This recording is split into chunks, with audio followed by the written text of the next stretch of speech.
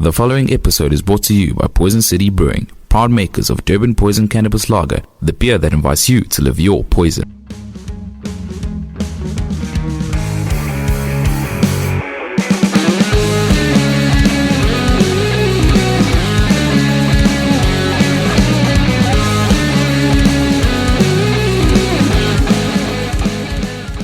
Cool, fantastic. Welcome back to another episode of Sludge Underground. I've got Mark Pyjama with me tonight. Mark, introduce yourself and what you do.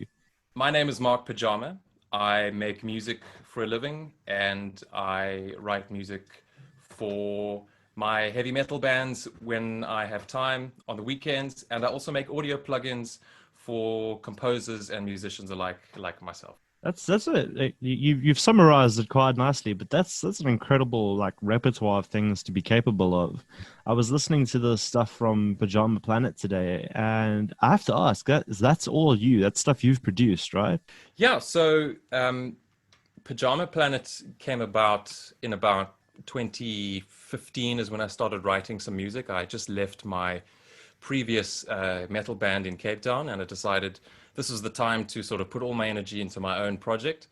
Pyjama Planet was born because it's sort of a visual interpretation of what I feel deep inside my chest when I listen to my own music. Is this ancient philosophical world out there spinning in the universe? But I can get to the story of the actual planet later. But my debut album, Max Chops, was fully produced by myself, which I was very excited to do because I had finally some equipment at home. I just started writing all these insane riffs that I thought were great to get out and they were not maybe appropriate for another band.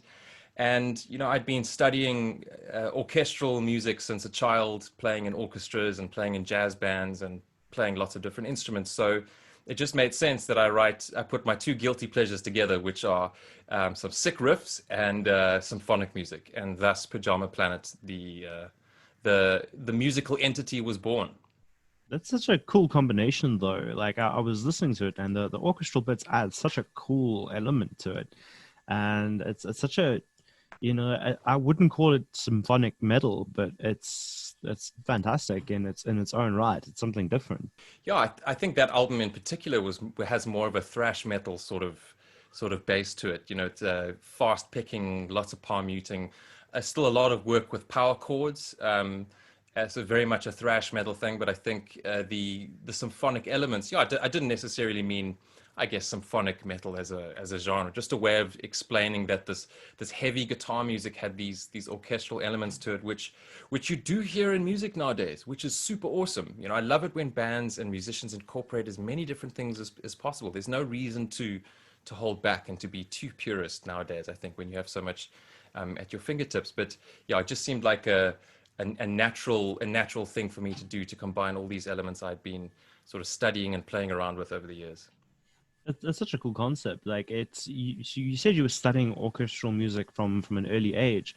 How did that sort of lead to getting into metal and these sort of things? It's a lot of people would look at them as, how would someone from that background get into making heavier music?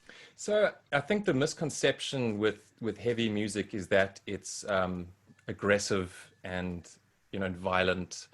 Because it's high energy, and a lot of the time it's fast. A lot of the time the notes are really low, so it gives us sort of this evil sense. But in essence, I think a lot of heavy metal actually pulls a lot from music from hundreds of years ago. I always thought that if Mozart was alive today, he'd be the most insane shredder, because that's the kind of person he was. He was a composer who was always told, apparently, that he wrote way too many notes for the average listener. And that to me just sounds like a metalhead right there. So I don't know. To me, it made sense, the progression, but I guess to others it doesn't, because everyone's different. But I started with the violin in playing in orchestras. I then played some piano at school. Also played the saxophone. I studied that. So I was in some jazz and woodwind bands. And I also studied music at school as a subject. So I was very fortunate to learn about the theory, to have oral training where they train your ear to pick out differences in notes and rhythm and pitch. So it was, again, very fortunate education, which helped this sort of obsession I had from a young age with sound and music, which never seemed like a strange thing to me. I thought everybody was like that, but it was just lucky enough it was the family I was brought up in. That's such a cool thing, though, to have a family that's so heavily, encouraging with that sort of thing. And I also agree with your standpoint on like metal deriving itself from from sort of ancient music. And I agree with that. Sometimes I explain to people how the words that I use to explain is that where metal originated was, it's basically in a lot of times classical music sped up with a lot of distortion and a guy screaming into a microphone. I've got to jump in there. I had a great experience at a New Year's event once at a house party. There must have only been about 10 people, but I happened to have an acoustic guitar. So I just started playing and people were listening. And then all of a sudden I found myself almost entertaining the people there, but not with the music and the tunes, but I was talking about music and the guitar and what music is and what it means to me. And I found that the people there were interacting with me on a lot more of a personal level if I was just strumming some sort of boring, campfire chords. And I was talking to them about heavy metal, and they were fascinated by me saying that pretty much exactly what you said. Heavy metal is just an insanely fast, energetic version of classical music at its purest form. If you go back to even like neoclassical sort of metal or power metal and those sorts of things. And they said, well, like, okay, give us an example. I was like, fine, no problem. So I took one of the random licks from one of my bands years ago, and I played it really slowly, and I played it with a lot of emphasis on intonation and bends and feeling. But I played it at like a quarter of the speed, and they were like, oh, it's so beautiful, blah, blah, blah. And then I just put it into like, fifth gear, and I played it at speed, and they're like, holy shit, what is that? I was like, it's the same thing. They're like, oh. With that example, it makes so much more sense to people as well. Sense. Yeah, it was. I thoroughly enjoyed that because it was the first time I got to physically, normally when somebody says, oh, heavy metal, they go, oh, is that the one with the screaming, hey? Yeah. And then you're like, yes, that is the one with the screaming. And then you move on, because you're not going to break through that sort of a barrier. I had a colleague once who asked if I'm into that super heavy stuff, super heavy Satanistic stuff like Seether. And I was like, like, homie, if only you knew what I listened to. Oh man. No, my best is always like, oh yeah, I love the heavy stuff like the System of a Down, and what's the other one? Have you heard that band live from the 90s? This heavy band live. I was like, no, they weren't that heavy, man. Anyway, each to their own. Yeah, no, I personally, I live by that saying a lot. To each his own. Everyone has that their sort of thing. Everyone is entitled to what they're like. But I also feel like you're severely limiting yourself if you only stick to one genre, if you only stick to one type of music. Absolutely. I don't think there are many musicians who can make it today with, not experimenting in different genres, but having sort of an understanding of different genres from different periods of time, of sort of musical time. Not because you need to sort of expand your repertoire, but just to get a better understanding of the world of music and how it works and how it interacts with the world around it. Because music's like a language. I mean, it really is. I think probably some people who can play instruments far better than they can get their. It's exactly what's happening now. I can't actually get the right words out, but if I could probably play you a riff that makes you feel how I feel. To convey the message, to make me understand. No, I do understand what you're trying to say, though, from as a musician to another. Like, I do get that expression. That's so interesting talking to someone who is so like-minded with their views on music and in terms of how it originated and how it conveys a certain message to people. What's one of the main messages you try and convey? Is it dependent on the song, or is it dependent on what you've written or what you felt at the time? With my process, there's no science to it. I find that so many other aspects of my life, I plan to the nth degree that when I sit down to write music, even if it's for work, when I'm composing for a living, for a project, for an animation or a video game or something, yes, I have to stick to the certain rules and needs and requirements of a client, but usually I just go with sort of gut feeling. And I normally the best music happens when I literally have to push everything aside and sit down and just play around with sounds and ideas. And when I don't limit myself specifically in that moment, that's when the magic happens. And then I can always find a way to make something that I've created. I can always find a way to make it work with the actual purpose of the music that I'm making eventually. My music comes from a lot of experimentation. A lot of it doesn't come very easy because I think maybe they're just a lot of ideas that come out at the same time and it's difficult to filter which ones are good. So I don't know. I can't explain. No, 100%. I do feel you there.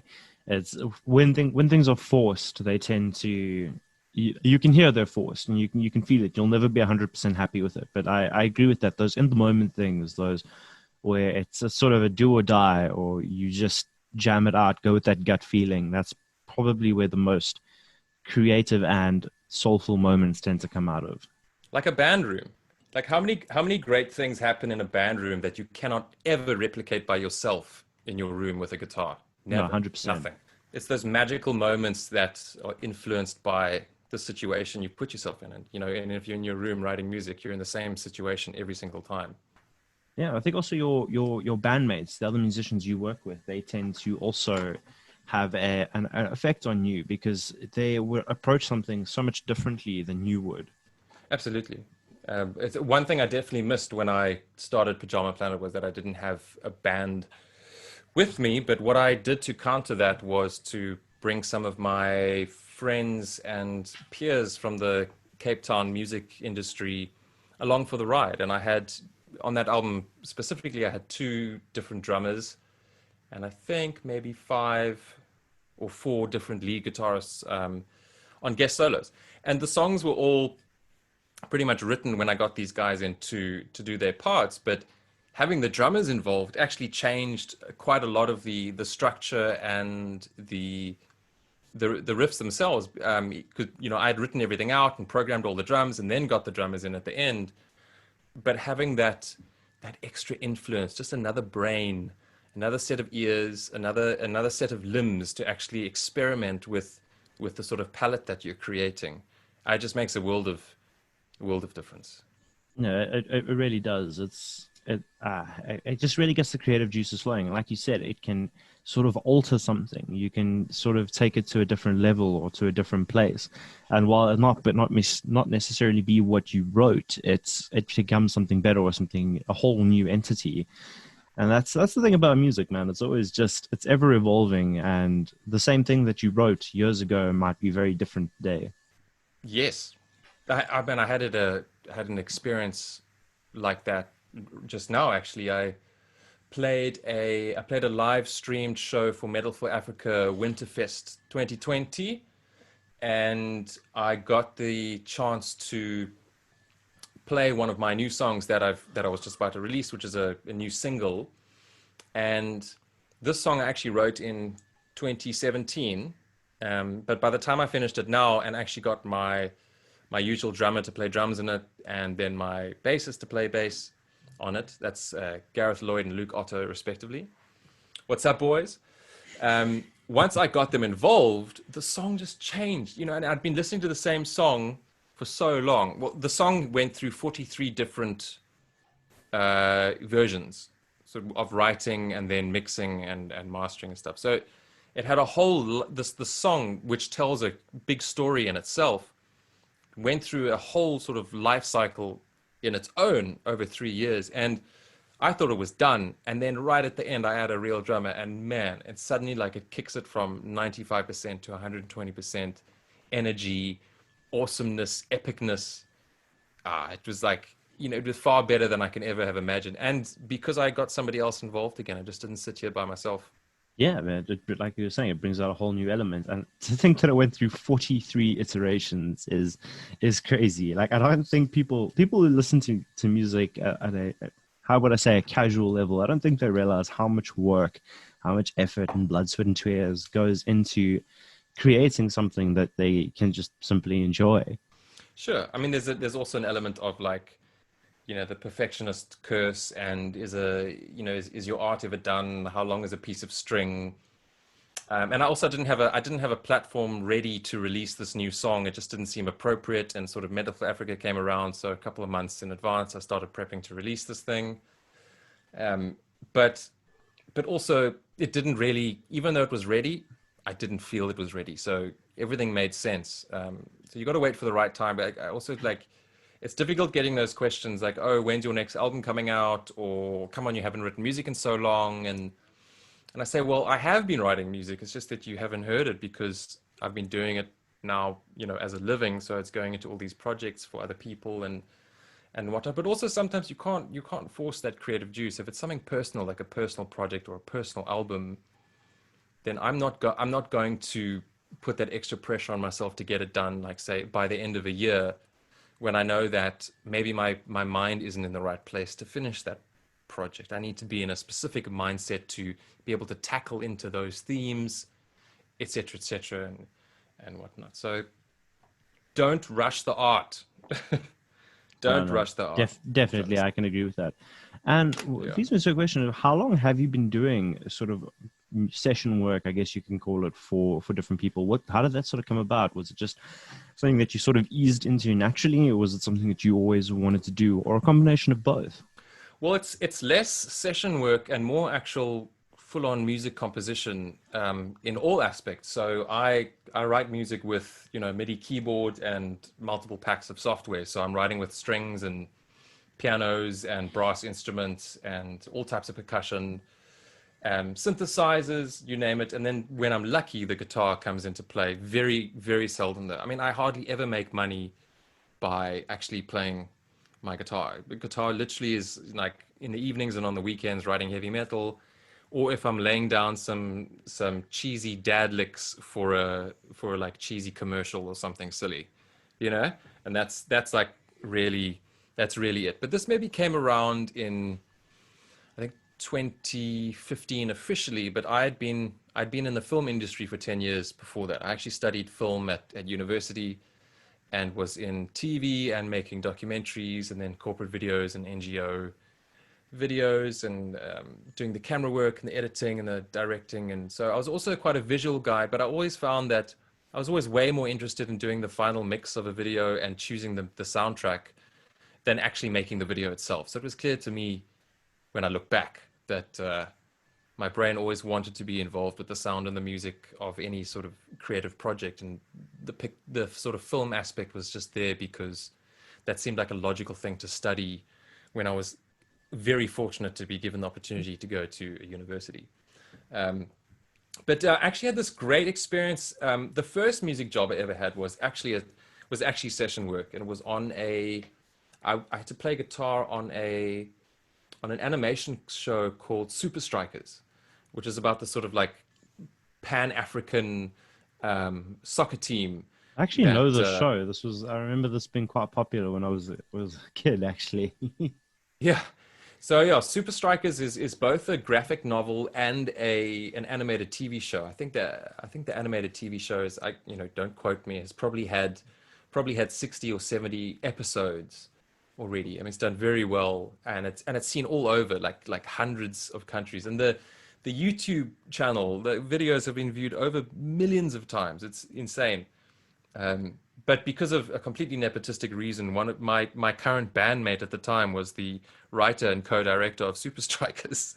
So he's like, Mark, can you the composers need a new guitarist. Can you come write some sick riffs for the show? I was like, yeah, I'm totally in.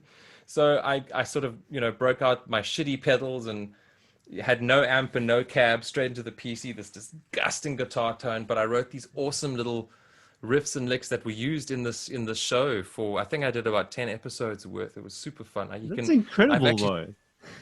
It was such fun because the composers, who were complete idols of mine at the time, because they were doing what I'm still trying to do and what I am doing now. They were composing this full show, whereas then I was just sort of like this little guitarist for hire.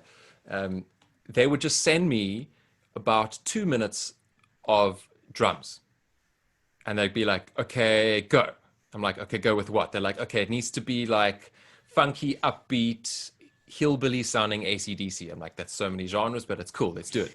So I would just go for it and write these cheesy licks with super cheesy lead guitar.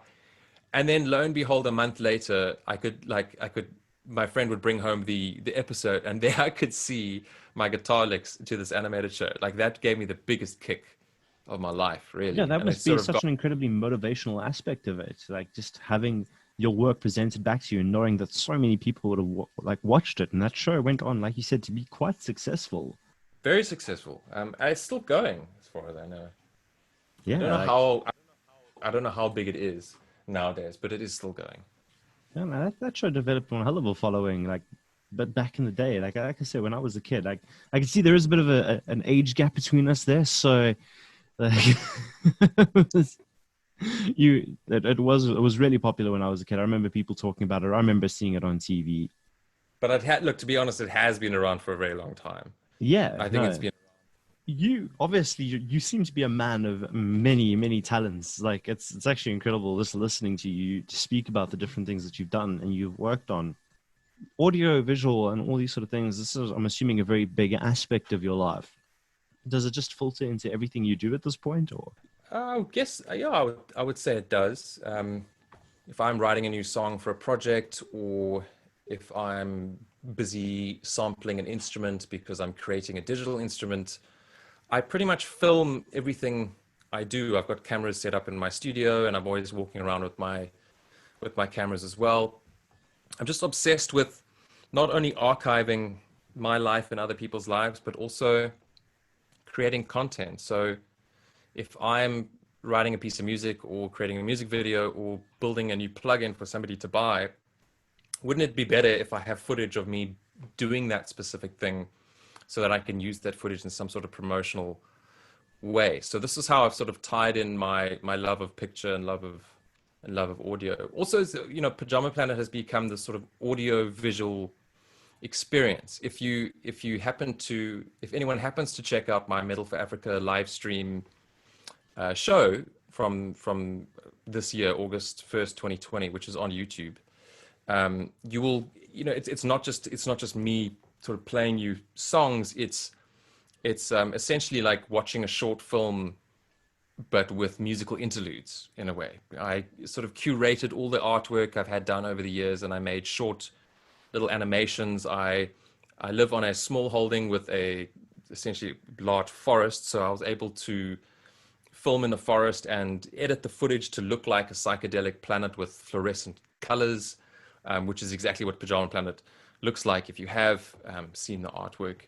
So I had this idea to take the viewers and the listeners on a audiovisual journey rather than just, you know, thank you for the slot on the show, here's my music. I said, thanks for the slot. Now, you know, take all I have to give. So I threw music, video, graphics, you name it. I did a voiceover to the whole thing.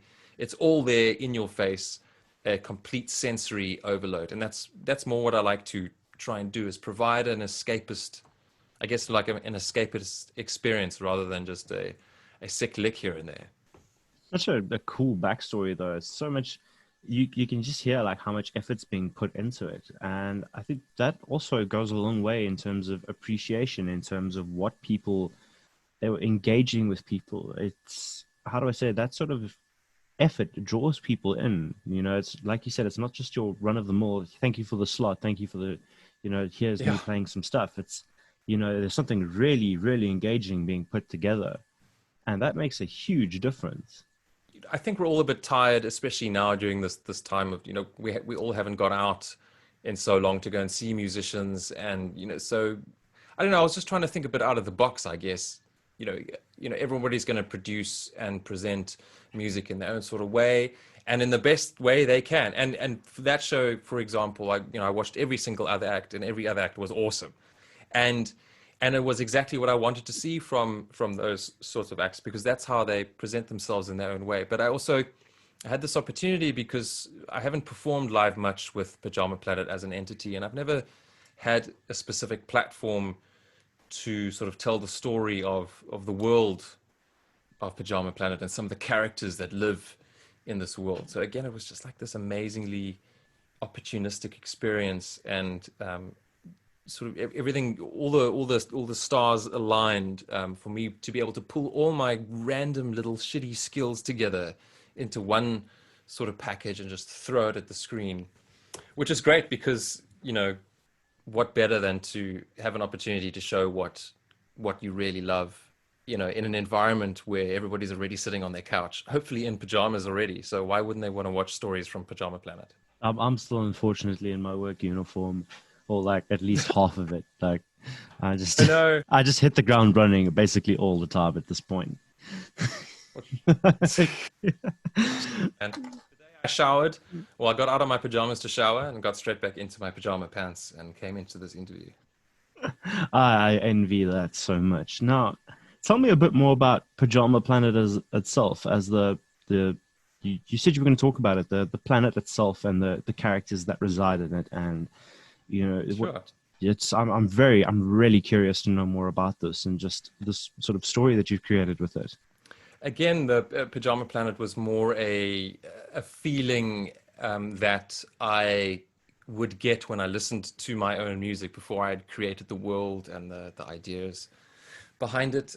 But I battled to explain what this feeling was, but my brain just started imagining different colors, and then I imagined seeing galaxies and then space, and then all of a sudden in my brain popped this cute little planet hurtling through space with no sun or solar system attached to it, hurtling and spinning, and it was glowing with these fluorescent colors. So the story goes that far off in the distance, a specific solar system lost the sun that it had.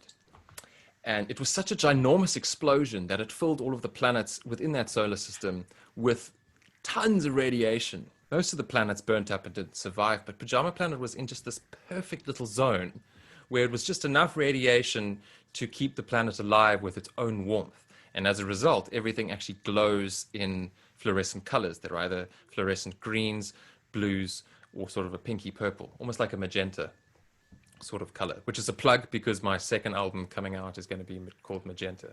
While you're going through this explanation, I'm actually looking at a picture of it, and as you're listing these things, so many more things are making sense. So it's hey, you're getting it. All right. Cool. So here's this planet hurtling through space with no sun attached to it. All the creatures and humanoids essentially that live on this planet are slightly glowing in these weird colors. The debut album Max Chops is about a chap called Max who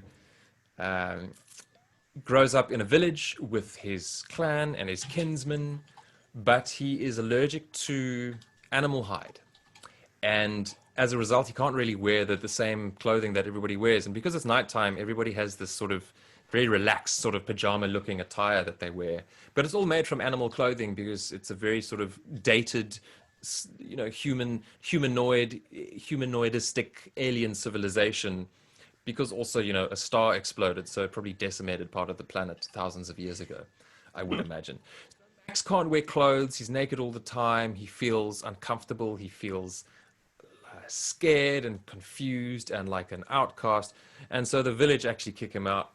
And the first album, which is an instrumental metal album, it tells the audio story in music form of the journey that he goes on through 8 different songs, exploring the wilderness naked, essentially, meeting different creatures, humanoids and beasts, and them helping him on his adventure to find purpose in life, essentially. And that's a basic description of the story as it exists at the moment, as apart from the upcoming albums, which I have developed story-wise. But I can maybe tell you a bit later if you like. That's so cool, though. It's such a thing, knowing it, such a cool concept, knowing that there's a more of a story behind it, that it's based around these characters, and that's not something that I've heard of in this sort of context before. Not so much with more instrumental stuff, which you predominantly seem to do, and it's so fascinating. Like I'm so intrigued. I actually can't wait to hear more about it. If you do watch my Metal for Africa show, I present the the single from the upcoming album Magenta. And before that is a short, maybe 60 to 90-second clip, which introduces the story of the album and the story of that character, which is a female humanoid on the same planet, but orphaned and grows up in the wild with a sort of ancient, mysterious force that rears her as its own child in a way. And she becomes a warrior for the animals and plant life on the planet and protecting them from evil. Such a cool concept, man. Like I personally love fantasy things so much, and this seems to be like such a mixture of like the fantasy and science fiction, and it's such a cool combination of the two things. I absolutely love that. I could just also, like, you know, at the end of the day, who cares? You know, these are things that I'm coming up with, and sometimes they make sense and sometimes they don't. But if they excite and interest me, then that's fine. And so I put them out there and I develop it further, and then it becomes what it does. And I think the problem with, and the issue with artists in general, is that sort of burning mistrust in yourself, that, like, you know, the lack of self-esteem that what you're doing is correct when there's no such thing as correct. It's just like, what are you creating? Do you like what you're creating? End of story. Yeah, art is an expression of self. It's that's something that you should do. That's where the conversation ends from a personal standpoint. So if you've got that covered, you are then just very lucky if somebody else likes it as well. But that's the problem with art and artists, is because we all yearn for that recognition, which is very difficult to get sometimes even from your own mother. No, I feel you. As a musician myself, I do understand that quest for validation and that acceptance, and it can be crippling at times, because it forces you to very over like, how do I say, overthink and like critically analyze everything you're doing, where it had the potential to be really cool, but because you were trying to fit into this box, you just sort of lose track of what your initial vision was. And that can be devastating to an artist. You tend to stagnate and lose track of what you're doing. And yourself as a musician, how do you walk that fine line between spontaneity and forced creativity? For me, honestly, it's a case of if I don't do it, I won't. And if I finish something, I will put it out, because if I think too much about it, I won't. And I personally run a little YouTube channel where I try and like create things and whatnot, and suffering from that super hyper criticism of self, it tends to get really, really difficult. So I will just put things out there. And so far the response has been really positive, and that's also helped a lot in terms of trying to create things that I want to create. We're like, artists are the hardest people to motivate, and unfortunately sometimes the only people available to motivate those artists are the artists themselves. No, definitely. I agree with that. The cycle of suffering right there. Yeah, like I'm sure you understand this, but my girlfriend has to constantly hear me like, does this sound cool? Do you think this sounds great? What do you think of this? What do you think of that? Just listen to this quickly. So I get it. I really do. Like, she's got no musical inclination whatsoever, so it gets really awkward for her as well, trying to help me sort of justify what I'm doing. I know, and in that situation, you know, you or we shouldn't be looking to somebody else for that justification. We should just be looking inwards. You know, does it make me feel good in the chest, in the gut? Yes. Okay, cool, solid. Move on. No, it's as long as it makes you feel something. As long as it makes you feel something as an artist. Yeah, I agree with that. Leading on to a different aspect of something that you do, you said that you create plugins. How did that come about? How do you get involved in this? And how does one even create a plugin? There are various ways to create plugins, or what you call VSTs, or digital instruments, or sampled instruments, sample packs, you name it. I happened upon a program called Native Instruments Contact that I purchased for composing. It had instruments in it that I needed. And this program allows you to actually build, create, and sample your own instruments. So I started doing that just for fun, maybe 2 years ago, just out of fascination, because I've always loved recording sounds from a little child. I would pick guitar, and before I could even play chords properly, I would like shove this big karaoke microphone from my parents' tape deck into the body of the guitar and record Smells Like Teen Spirit, and then play it back and try and like sing over it or some shit like that, you know. So this childhood fascination of the recording of sound has always stayed with me. So when I'm presented with an opportunity to record and make my own instruments or synth pads or whatever it is, I'm going to do it. So there it was. So I started sampling a bass guitar. I sampled the electrical transformer under my house, which has a hum at 30 cents below G, just by the way. I sampled steel shelves and other pieces of wood, large. There's a big electrical mast on my small holding that's fallen down. I sampled sounds through that, and they built up this collection of things that I just spent probably most of a year in between my other work turning into instruments. And it turned out that some of them I started using so often and I enjoyed them so much that I thought, well, I might as well actually do something with them. Let me first give some of them away for free via my website, which is just by interest, it's pyjamaplanet.com. You go /shop. And in there is a collection of instruments that I've made that I give away for free, which, I mean, you don't even need a username. You can literally go onto the website, download, and you've got to put in your email address so that you can get the download link. But then I also have other products on there that I've made, in that I've spent way more time on them, developing them, sampling them, making sure they're like tip top. And those are the ones that I actually have on there for sale. And they've only been online for a couple of months, and I've had great interest so far when I have been promoting them. I realize now that I've heard some of them without realizing it. I'm looking at your YouTube channel here, and I see that you've done that Jesse Kuhn from Treehouse Burning has done like a sort of a track with one of your plugins, if I'm not mistaken, if I'm looking at this right. Yeah, that's right. So Jesse Kuhn, I contacted him. I was like, Jesse, I've got this new metal bass plugin. Are you keen to write a song with it as part of my promo? He's like, yeah, I'm totally keen. So he got to work writing some sick riffs and some awesome synth leads, which he does so well. Some cool beats, and then he sent me all the separates. I mixed the song together, then he filmed himself, and then I put together this awesome promo video. And there was one of the promo videos for one of my products. I did the same thing with Chris Anopoulos. It's super fun, dude. And what I did was I started just for the love of it, I've started contacting random people and influencers on Instagram, and I've offered the plugin for free if they will produce me a minimum of 30-second song and promo video for me to use my site. So, it's like quid pro quo. Yes, quid pro ro. That sort of thing. Just I help you, you help me. It's all for the love of music at the end of the day. If I get a few dollars one day because of it, that'd be great as well.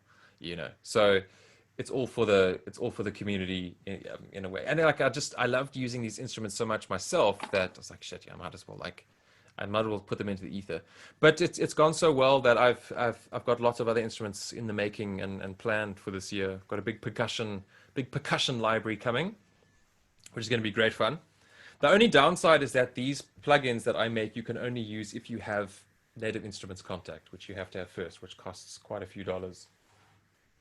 But the idea is to then actually be able to make standalone plugins and VSTs when, I have enough revenue to do so, and I can pay people to code these specific things for me. But at the moment, I'm having to do everything: the coding, the artwork, the videos, the songs, all of that stuff. The website stuff, just putting it all in there. Yeah, it's a lot of work. I mean, a lot of people would look at it and not realize how much work would go into sort of not just marketing yourself, but managing that infrastructure and how much time it would have taken to build it up, which I'm assuming it has been a lot of work on your part.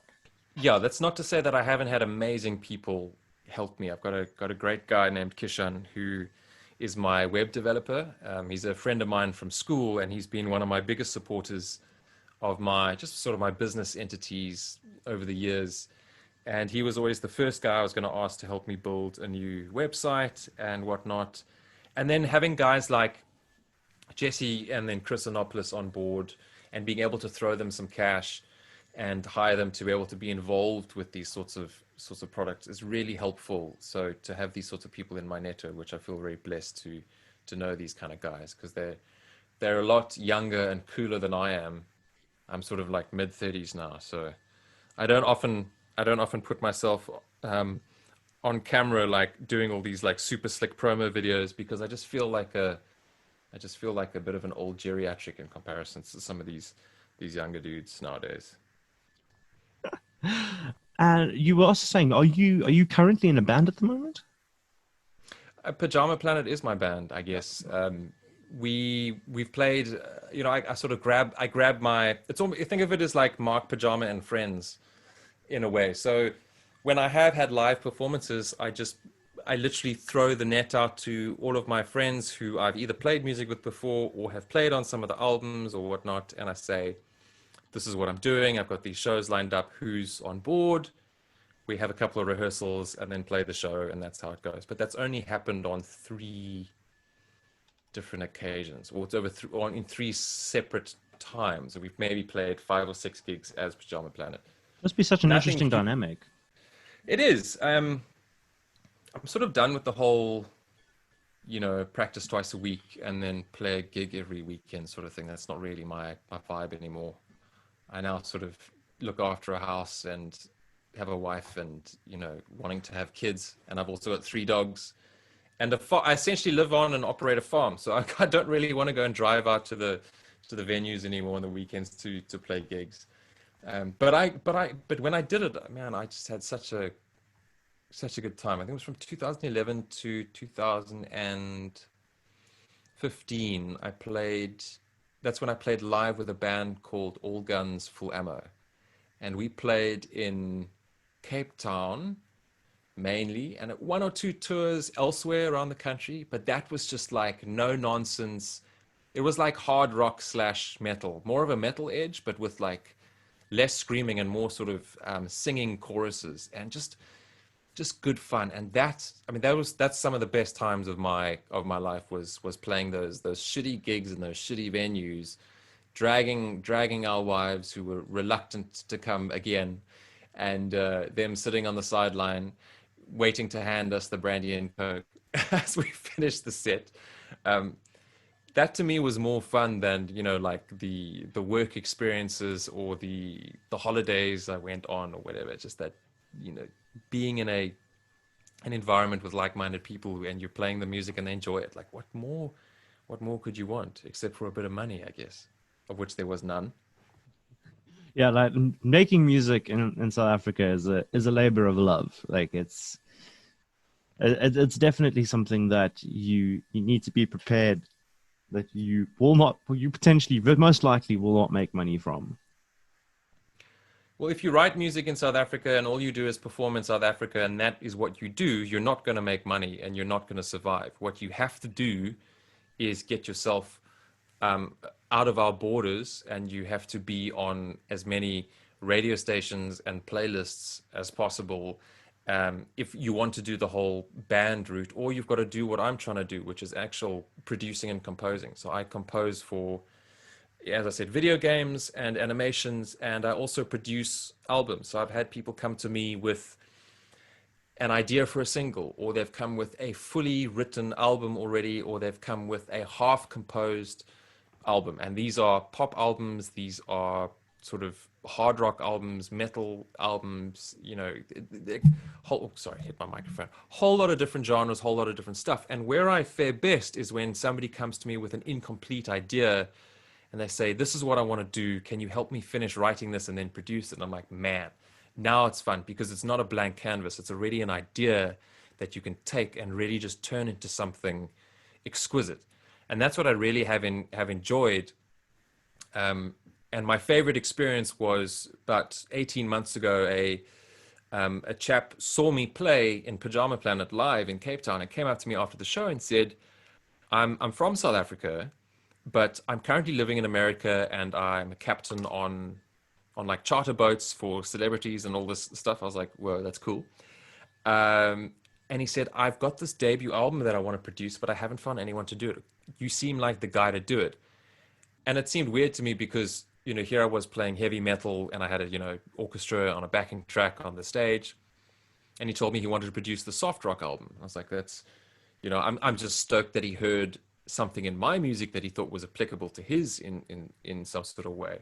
But he said he enjoyed the compositional aspects of my heavy music. So I knew that I was potentially the right person in his network to do this. So this guy flew down from America again a year later, dropped this wad of cash on my lap, gave me 2 months, and I did pre-production with him. We recorded scratch tracks and demos. Bear in mind, his songs were just sort of like cell phone recording ideas, essentially, that he had.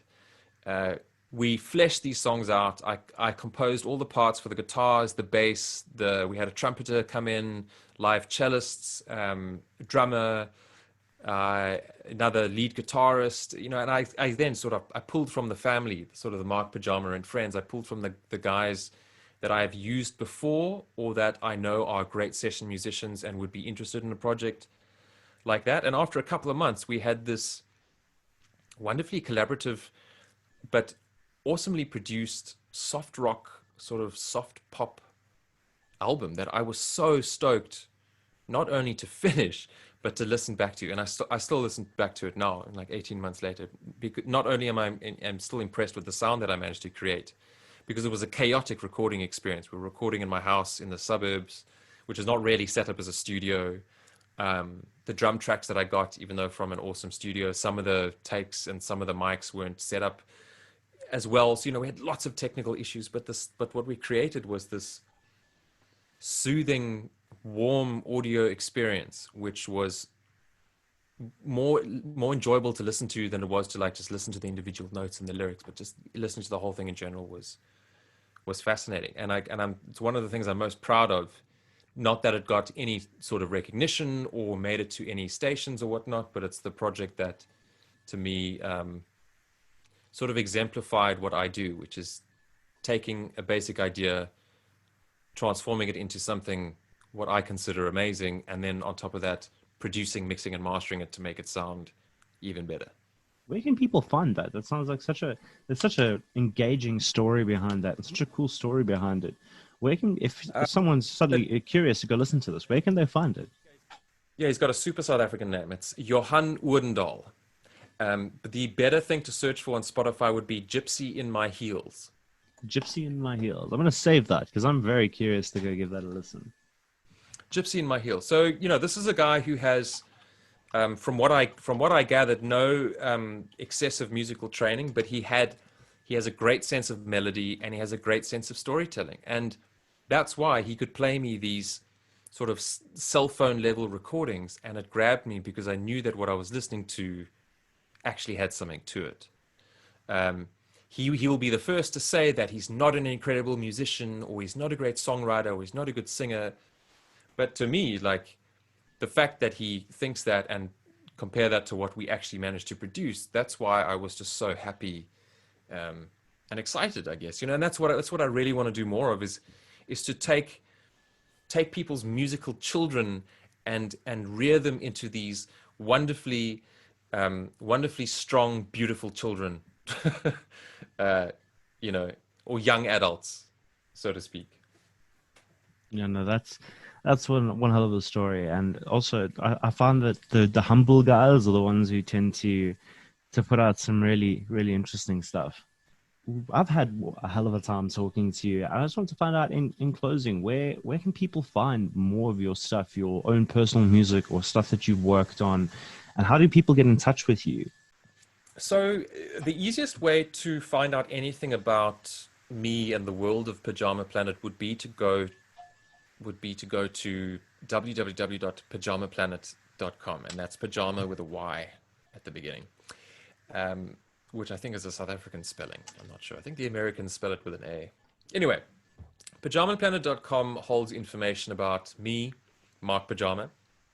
It also holds information about the composing and producing work that I do. There are also examples and playlists and videos that you can check out. There's also a section of the shop, which is essentially Pyjama Planet samples, which is where I create digital instruments for download and for purchase.